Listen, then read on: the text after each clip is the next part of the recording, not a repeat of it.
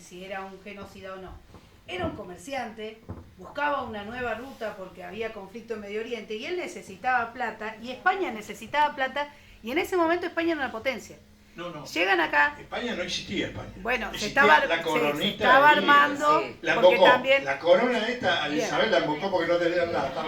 Bueno, pero, ¿qué pasa? Llegan acá y no es el mismo relato que nosotros vemos, siendo todos europeos, que el que tienen en Perú, el que tienen en Bolivia. ¿Por qué? Porque vos estás en tu casa, viene un tipo, te pega 2 patadas, te pega 2 tajazos y te saca. ¿Cómo lo vas a ver? No lo vas a ver como un tipo que les traigo paz.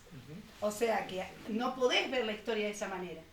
Como nosotros éramos clavel del aire, que no tenemos nada porque venimos todos de los barcos, dijo el presidente, entonces nosotros sí podemos aceptar ese relato y podemos hablar de un Colón que descubre, de un Colón que viene con la cruz, que viene con que el mundo es como un huevo y qué sé yo.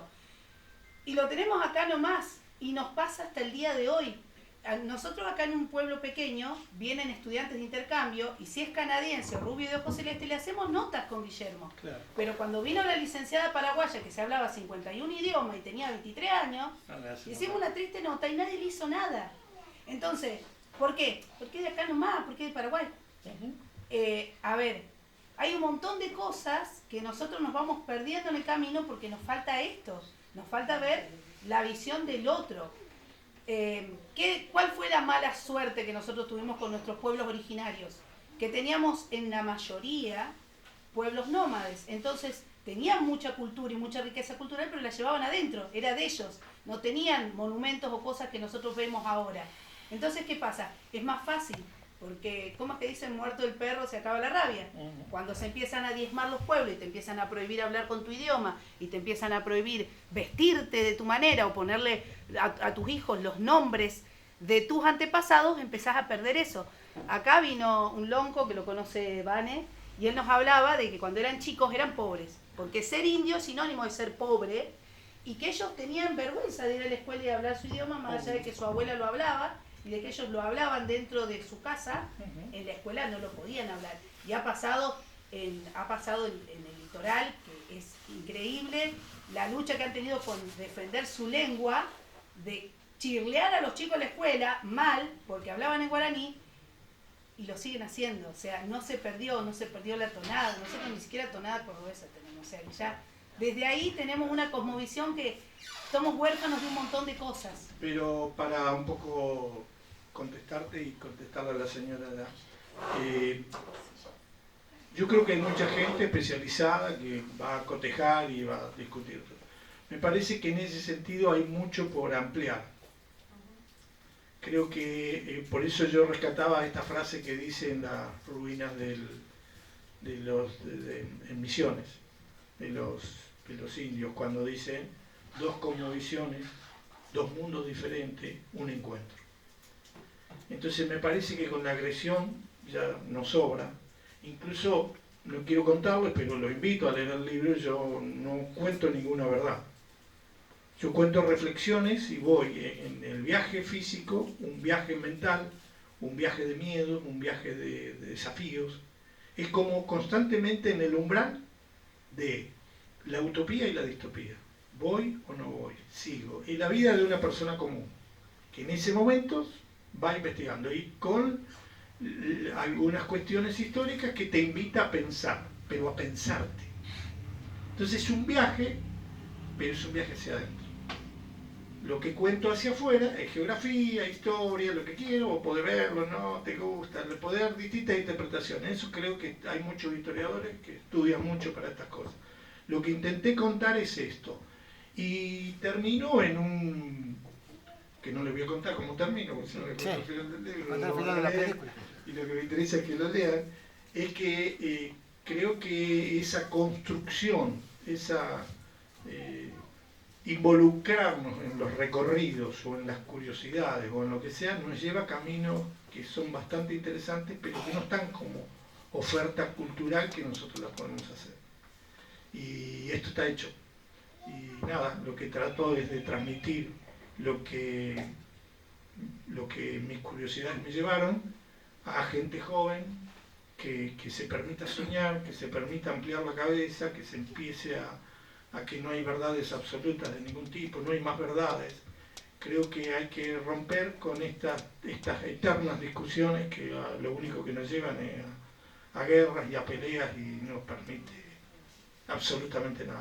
Empiezo contando, yo voy a la universidad y me encuentro con teorías que eran las impositivas.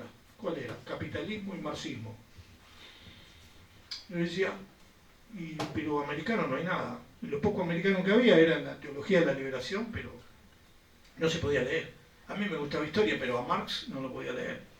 Y yo digo, ¿cómo lo voy a criticar a Marx si no lo puedo leer?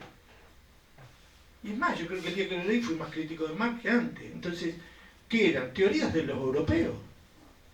Y ahí es donde la historia nuestra. Por eso yo cuento el caso del abuelo, de los chicos que enseñás historia de relatos y no enseñás la historia de tu pueblo, que es cuando el chico se puede conectar con el abuelo. Entonces vas a recibir un mensaje vivo, un mensaje emocional, un mensaje sentido. El nieto que hoy no lo va a ignorar al abuelo, porque eso le va a permitir construir algo de él, que son los pedacitos que vas perdiendo en este mundo que le llamamos progreso, y que tengo mis dudas si alguna vez fue evolución, pero bueno, digamos que el progreso es bueno en la medida que nos permite evolucionar. Y esa es un poco la invitación de mis textos, no agredo a nadie, no impongo verdades. Sí cuento un relato que cuando vino el Papa a América, un cura le devolvió la Biblia. Y voy a terminar después con un chiste. Le devolvió la Biblia. Y le dice, Señor, llévesela porque con esto lo único que tuvimos es guerra, muerte y sufrimiento. Miren qué mensaje sencillo, pero qué claro para decirle, bueno, señor Papa, y ahora que empiecen a revisar algunas cosas que han hecho cosas buenas, pero tampoco han hecho muchas cosas que no son tan buenas. Y voy a terminar con un chiste para romper el hielo. Veo que hay jóvenes y me gustaría que ellos saquen algunas dudas o curiosidades. Hay una película de Mel Brooks, no es una historia mía. Mel Brooks era de religión judía. Digo porque lo que voy a contar puede tener alguna connotación y es un chiste. En la película él muestra a Moisés bajando del monte con 3 tablas. En cada una de las tablas tiene 5 mandamientos.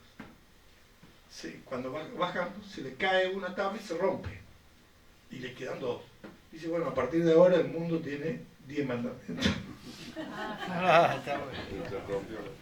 Se rompió la... ¿Qué quiero decirte? Que la historia te la cuentan con la visión que tiene cada uno de lo que cuenta.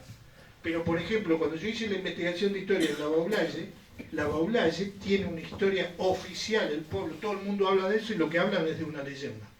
¿Y saben por qué? Es sencillo. El señor que escribe la historia de la Baulaye, Manuel Agulleiro Moreira. Moreira. Bien, él escribe la historia y vos tenés el libro de él editado. Nunca más se reeditó el libro. Pero ustedes saben que escriben un libro y después encuentran cosas que hay que revisar. Entonces cuando lo reeditás, el amigo me está mirando y por ahí seguro que el libro que él escribió también quiere modificar algunas cosas. Vos querés modificar, pero ya está el libro. Si haces una segunda edición, lo agregás y lo contás. Si no tenés la posibilidad de hacer una edición, la gente se queda con esto y dice, esto lo contó mal. Bueno, nada. En esto la historia oficial queda ahí. Todo el mundo leía la historia oficial. Pero ese señor, Moreira, descubre un elemento contundente mucho después. Lo publica en el diario La Comuna, pero nunca lo incorporaron en el libro. ¿Qué lee la gente? Y que era una leyenda. Entonces, y vino un día Félix Luna, un historiador famoso, lo trajimos y estábamos en la Baulaye, y le pregunté en privado. Esto se lo puedo contar ahora. No sé, creo que murió Félix Luna, ¿no? Sí, murió.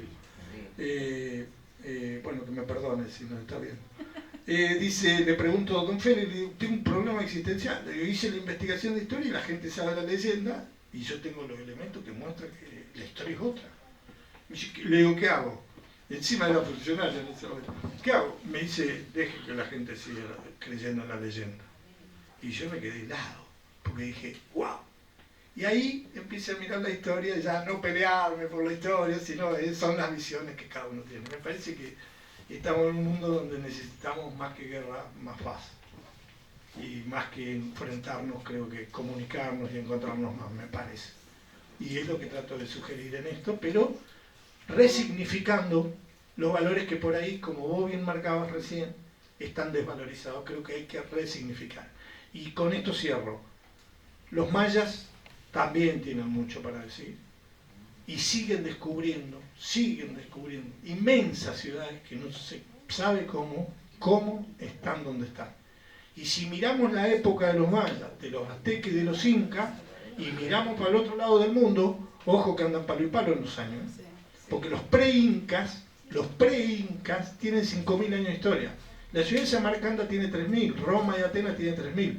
Guarda el parche, que las técnicas nos van a seguir. Entonces yo digo, invito, con esto fue una invitación a meternos en la América profunda, que tenemos mucho para sentirnos, para la pregunta tuya, mucha técnica, muchísimo conocimiento, ese conocimiento verbal que no queda escrito, que en la América profunda se usa mucho para cuidar a la gente, es un conocimiento no escrito.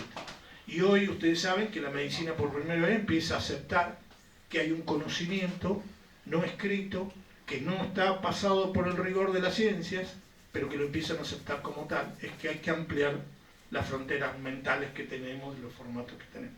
Un poco ese es el mensaje. Vinieron unos jóvenes recién.